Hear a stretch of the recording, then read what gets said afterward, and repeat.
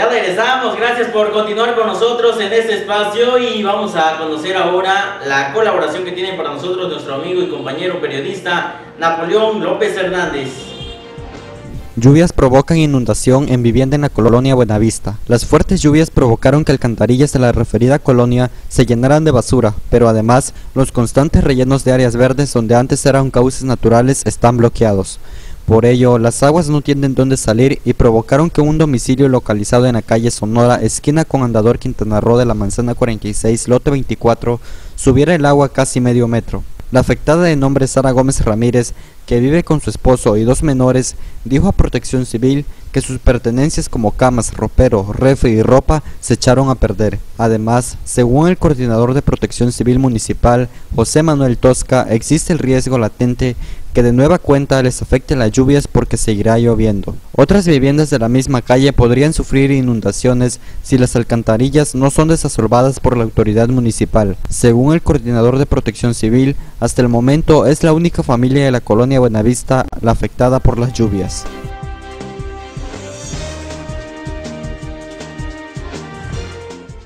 Terrenos baldíos y casas abandonadas aumentan en el municipio de Reforma. Estos lugares, según las autoridades, se convierten en guarida de delincuentes y basureros clandestinos. Mediante un recorrido de esta corresponsalía por la Colonia Centro, Colonia Buenavista, Colonia Uni y la Colonia Juan Sabines Gutiérrez, nos percatamos de que hay predios que se encuentran en completo abandono, además de que son usados como basureros por vecinos del lugar. La excusa de la gente que tira basura es porque, según ellos, tardan hasta 2 semanas en pasar el camión recolector de basura, dado que solo hay 2 vehículos para todo el municipio, por lo que a algunos habitantes se les hace fácil agarrar los terrenos y casas deshabitadas de basurero, y además de que se vuelven un foco de infección y despiden un olor nada agradable. Además, las casas abandonadas también se convierten en la oscuridad de la noche, suelen en guarida de ladrones y drogadictos. Esto se debe a que algunas personas en la localidad tienen hasta 3 predios de los cuales uno viven, y los otros los tienen abandonados en diferentes colonias con construcciones a medios terminar o simplemente el predio montado. Sin embargo, hasta el día de hoy, ninguna autoridad ha hecho nada, ya que existen personas que realmente no tienen en dónde vivir y están pagando renta, cuando los predios están, pero son propiedad de gente con dinero y por lo tanto pasan años sin ser habitados. Además, hasta la presente fecha, la Dirección de Hacienda Municipal del Estado no puede o no quieren obligar a esas personas a pagar el predial, los cuales con el tiempo que adeudan esas propiedades podrían ya ser patrimonio del municipio o del gobierno estatal, donde podrían edificarse edificios públicos de beneficio social y comunitario.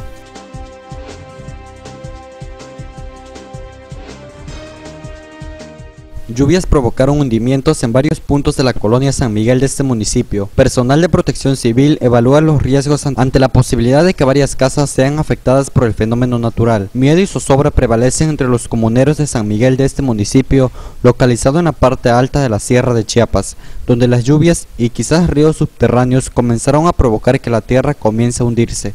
La citada comuna se localiza en una zona de alto riesgo de deslaves y ahora es amenazada por una parte de la comuna que está hundiéndose. El coordinador de Protección Civil y representantes de la comunidad recorrieron el área y constataron el grave riesgo que prevalece para las familias de la citada comunidad. De seguir las lluvias torrenciales, existe el grave riesgo de la comunidad sea arrasada por algún deslave de las partes altas. San Miguel sería otra comunidad más que tendría que desaparecer, como le ocurrió a San Juan en la localidad de Ostoacán, Chiapas, cuyo cerro desgajó cayó sobre ellos y dejó como saldo más de una decena de muertos. Seguida de la comunidad de Reforma y Planada en Amatán, Chiapas, que fue sepultada cuando un cerro se desgajó, además de la comunidad de Loma de Caballo de la localidad de Iztacomitán, que desapareció cuando el río que cruzaba por la referida comuna subió sus niveles y acabó con ella, desapareciendo por completo, y las familias hasta hoy siguen siendo nómadas.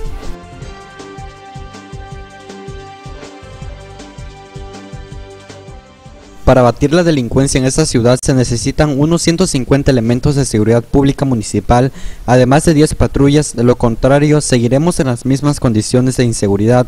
Eulalio Cruz Rivera, jefe de la policía local. A unas semanas de dejar el cargo como titular de la Dirección de Seguridad Pública Municipal, Eulalio Cruz Rivera dijo que el año y 8 meses que estuvo en el cargo y que dejará el 31 de septiembre del año en curso, bajaron los índices delictivos. Entre los ilícitos que le tocó combatir con unos 80 elementos que tenían dividido en 2 turnos, figuran los robos a casa y habitación, asalto a mano armada y transeúntes, además de los robos a comercios. Recalcó que la estrategia implementada durante su gestión como jefe de la Policía de Reforma y en conjunto con la Policía Especializada y Estatal Preventiva, logró desarticular bandas delictivas que operaban en la ranchería Cristo Rey y Caracol. Las acciones implementadas con personal a su mando, agregó también, abarcaron otros grupos delincuenciales que tenían su radio de operaciones en varios puntos de la ciudad y otras colonias. El responsable de seguridad le señaló que está satisfecho con los resultados que obtuvo durante los operativos y detenciones ejecutadas contra la delincuencia, pero sobre todo sostuvo fue por el apoyo que dio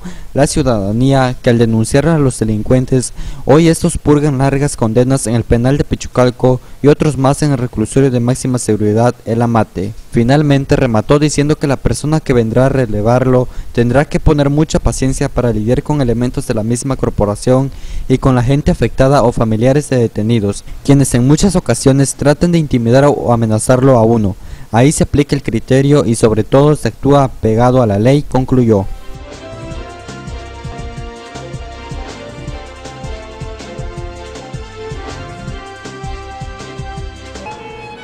Estimadas familias que nos hacen el alto honor de recibirnos en sus hogares a través de esta imagen de TVNC. Gracias de veras por su preferencia y por ese interés que han demostrado en esta cápsula de arte y cultura que se transmite dentro del noticiero que conduce el amigo Carlos Gómez. Quiero comentarles que en esta ocasión vamos a hablar de la música prehispánica, parte de la cultura del México antiguo y que en la época contemporánea todavía se sigue conservando esta gran música prehispánica. Antes quisiera agradecer el saludo que de manera personal nos hiciera la familia Padrón, que seguramente nos ven y nos escuchan allá en la colonia El Verdún.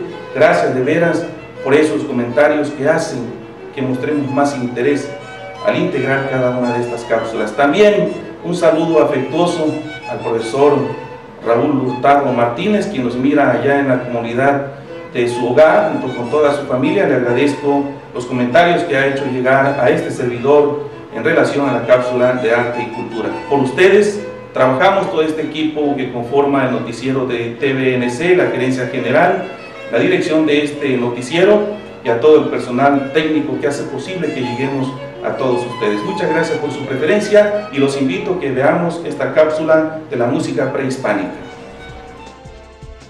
La música indígena mexicana prehispánica no era solamente pentatónica, como se ha afirmado, sino que sus características estructurales variaban según la región y la lengua autóctona. Entre las diversas culturas que componían el México antiguo, como se desprende de los hallazgos y estudios arqueomusicológicos de los últimos 50 años, el panorama musical precortesiano es mucho más complejo de lo que supusieron los tratadistas clásicos. Es notorio que, por ejemplo, la noción de escala musical no existía en México, sino más bien tonalidades que se desprendían de modos tradicionales de habla, tomando en cuenta que la mayor parte de las lenguas nativas mexicanas eran lenguas tonales. Muchas de las que hoy sobreviven lo siguen siendo. Por ejemplo, las diversas lenguas de origen maya o bien el purépecha. De esta manera, cada caso peculiar merecería un análisis propio, en vez de una generalización sistemática. Se ha dicho, por ejemplo, que las piezas vocales eran monódicas, a veces antifonales, pero los conceptos de monodia y antífona son ajenos a las culturas mexicanas prehispánicas. Como ilustración, valga decir que algunas melodías presentes en lenguas autóctonas se entonan por colores o timbres de una sola voz. Se ha dicho también que tales piezas se transmitían por tradición oral. Sin embargo, se ha probado que algunos instrumentos, como el tepoznastli mexica, se empleaba como auxiliar para la memorización, algo que también ocurre hasta hoy con diversos instrumentos de percusión entre los pueblos mayas. Por otra parte, es indudable que este repertorio y otras piezas no vocales tenían un empleo muy variado en ceremonias de guerras, así como en fiestas y juegos con sentido poético y amoroso. Entre los aztecas o mexica, la música se enseñaba junto con la danza en las escuelas denominadas cuicali. Los instrumentos musicales se guardaban en el Mixcoacali que significa casa del dios del fuego. Aunque en Mesoamérica la música y los sonidos rituales tenían una gran importancia, su reconstrucción apenas está en proceso. Si bien la historia del mundo sonoro prehispánico aún no está escrita, sabemos que ese mundo estaba muy desarrollado y que en él subyacían conceptos mágico-religiosos. Los instrumentos musicales evolucionaron a la par que las sociedades mesoamericanas. El cada vez más refinado conocimiento de la cerámica permitió la creación de fascinantes vasijas en las que previamente se había puesto líquido para que, al moverlas y con el paso del viento, sonaran, como la figura de barro de un perro con máscara antropomorfa cuyos silbatos, que están en lugar de sus orejas, sonaban cuando el viento pasaba por ellos. En Mesoamérica florecieron culturas musicales multifacéticas. Tanto los sonidos del ambiente natural como la música instrumental y vocal estaban estrechamente relacionados con los conceptos religiosos, mientras el origen de los instrumentos musicales tenían raíces mitológicas. El sonido de los instrumentos más sagrados se entendía como la voz de los dioses. Al ser considerados recipientes divinos, los instrumentos fueron tratados con gran respeto y hasta se les dedicaron templos y altares en donde se les adoraba al lado de estatuas de los dioses de la música y la danza.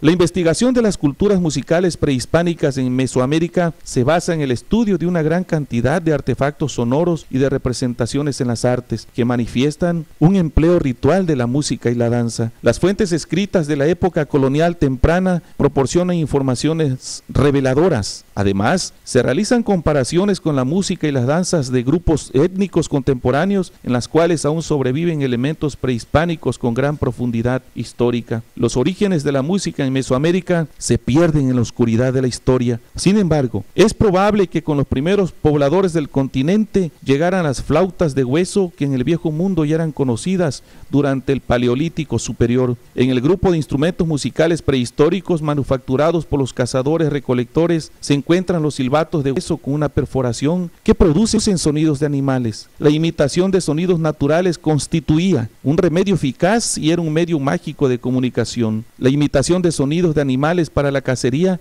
mostró que se podía influir en el ambiente natural por medio del sonido. Probablemente la evocación ritual de la lluvia por medio de sonajas se originó sobre la base de esta observación. Con la fabricación de instrumentos que producían sonidos no existentes en la naturaleza, se fortaleció la idea de que los sonidos artificiales estaban asociados a conceptos religiosos. Entre los primeros instrumentos de Mesoamérica a los que se daba este uso se encuentran los raspadores de hueso, los caparazones de tortuga y los sartales de concha. Es probable que estos instrumentos se utilizaran en actividades rituales en las cuales los sonidos, el ritmo y el movimiento desempeñaban un papel importante para entrar en contacto con el mundo espiritual. En el preclásico medio, los alfareros mesoamericanos elaboraron figurillas que reproducían escenas cotidianas o rituales. Entre estas últimas, hubo las de hombres tocando un tambor que fueron colocadas en los entierros como parte del ajuar funerario de los difuntos. Al ser considerados recipientes divinos, los instrumentos musicales fueron tratados con gran respeto y hasta se les dedicaron templos y altares en donde se les adoraba al lado de estatuas de los dioses de la música y la danza. En los rituales en que los chamanes del occidente de Mesoamérica del